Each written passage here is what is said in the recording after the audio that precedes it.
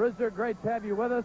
We're going to talk about the arm in a minute, but I know you're very pleased with some help. First of all, I want to make it real clear that my thanks goes out to Lance Von Erich, who got hurt in the middle of sticking up for Brusier Brody in the middle of the ring at Will Rogers Coliseum a couple weeks ago. So I want to thank the Von Erich for coming out there when it didn't look too good for me. All right, now, Brusier, I'm looking at the thing on the arm. It looks a little lower than I thought, not the elbow, but the wrist. I want to make this clear to everybody. I know you've heard a story, and all the people have heard a story, and there's 2 or 3 stories going around. I want to look at everybody and make sure you know my arm is not broken. The bone is not broken in two. I have a fracture, and I'm very damn lucky to have only a fracture. The next question then, Brusier, how long is this going to take? I then want to talk about Blackjack and the attack. Well, first of all, I want to explain what happened. All I'm right. going to be out a couple weeks. It's going to take a couple weeks. But a small fracture is something that athletes in every professional sport, they go out and they back themselves up with that kind of injury, and that's what you'll be seeing for me. But I want to explain to the people what really happened. You know, when I was in the ring with Rick Rude, we all know that in Texas Stadium, I kicked him and Percy Pringle all the way from the ring to section D28 and right up the alley where the Dallas Cowboys go. They knew, like everybody else knew, that I was going to strip him of the title right out here on TV last week. And I'm saying, and I don't care whether you believe me or nobody else believes me, I'm saying that Percy Pringle sat home for 2 weeks and made up a scheme on his own and had Blackjack Mulligan brought into the building because he knew, too, that I was going to kick Ravishing Rick all over the arena. That's what really happened. Percy Pringle masterminded it all. Now, I don't want to have to... Stand back up, Mark. But I'm going to see Percy Pringle somewhere down the road. And I'm going to see Ravishing Rick down the road, too.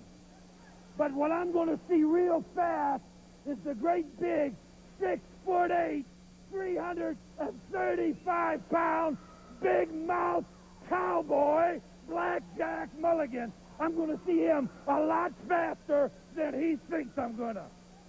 Brusier Brody wound up and ready for Blackjack Mulligan. Here comes Gary Hart. Gary, I'm sorry I can't be pleasant, my friend, but you told me last week that you could accept the responsibility and could handle this butcher. I told you I could, and I will. I would like to make a public apology to what took place. The problem was the referees weren't properly instructed how to handle Abdullah the Butcher. I should have made it clear. I told him, show your fingers on the count because he don't understand English. And a lot of things that Abdullah doesn't understand that your typical wrestler would. He doesn't speak English. I should have made it a little more clear to the officials that they do not approach and lay hands on Abdullah the Butcher. That was my problem, and I can take care of it in the future. And I'd like to apologize to everyone, and I hope that Bronco Lubitsch will be better soon. But I don't think that Bronco Lubitsch, I think the man's hurt, and I'm sorry about that. You know I am. All right, well, going on then, what does the future hold with this beast? How are you going to get anybody to get in the ring with him, Gary? You have a lot of people here, such as Kabuki, the man that I brought to this country and introduced and made a sensation. And then for a few dollars more and a blonde-headed, blue-eyed lady, he left Gary Hart. Well, Kabuki, the day will come when you have to get in the ring with Abdullah the Butcher. And you know, and I know, you ain't wanting no part of Abdullah the Butcher. You hear big Bruiser Brody out here talking about how bad he is and what he's going to do. Well, why don't you shoot your big mouth off, Brody, and get in the ring with Abdullah the Butcher? Why don't the Von Erichs come out here and tell everybody how tough they are and put their name on the line? What happened? When Michael Hayes heard Abdullah was coming, they had to leave. When the big one-man gang who I had problems with heard Abdullah the Butcher was coming, he had to leave. Percival Pringle put the world's title on the line against Abdullah the Butcher. And let's see, how your fantastic world champion does. I came back here for 3 reasons. Number 1 for you, Bruiser Brody, because what went down between you and I on the East Coast, a lot of people don't know about, but you know, Big Mouth, and I know. And Abdullah's here for you. And everybody knows my scorn for the Von Erichs. Highbrow and talking about being world's heavyweight champion. Fritz Von Erich shaving my head. These people screaming Baldy. Well, Abdullah is here to seek revenge. I give you my word.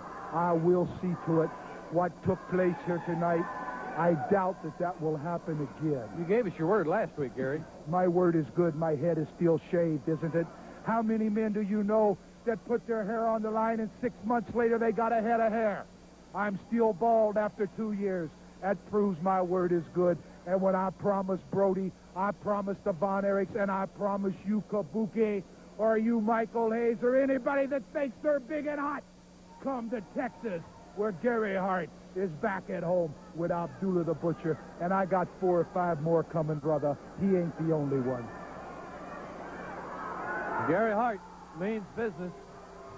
A man with money, a reputation, and his pride here has been hurt too badly, and what he has in store may be too hot to handle. We'll be back.